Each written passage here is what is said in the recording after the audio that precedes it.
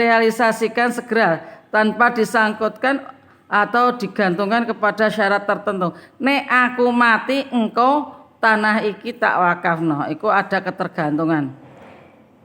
3. Ucapan itu bersifat pasti, ya, pasti untuk diwakafkan. 4. Ucapan itu tidak diikuti oleh syarat yang membatalkan, ya. Kemudian sekarang mengenai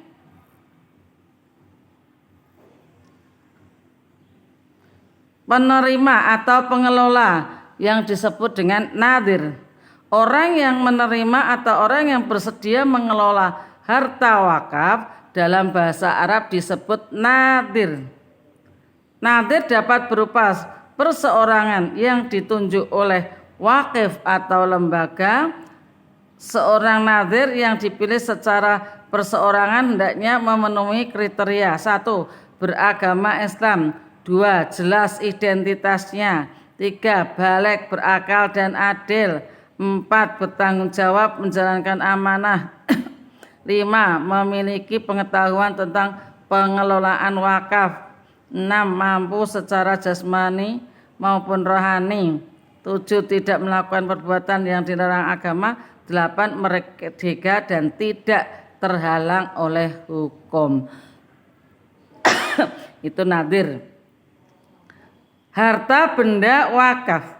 Harta benda wakaf adalah harta benda yang memiliki daya tahan lama dan manfaat jangka panjang serta mempunyai nilai ekonomi menurut syariah.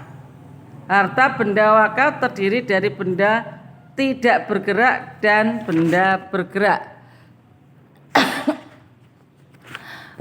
Mengenai harta benda yang tidak bergerak, contohnya hak atas tanah sesuai dengan ketentuan peraturan perundang-undangan yang berlaku, baik yang sudah maupun yang belum terdaftar. Yang kedua, bangunan atau bagian bangunan yang berdiri di atas tanah. 3. Tanaman dan benda lain yang berkaitan dengan tanah. 4. Hak milik atas satuan rumah susun sesuai dengan ketentuan peraturan perundang-undangan yang berlaku. Itu semuanya contoh wakaf benda tidak bergerak.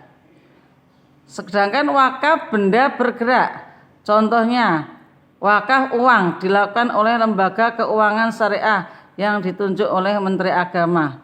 Dana wakaf berupa uang dapat diinvestasikan pada aset-aset finansial dan pada aset real.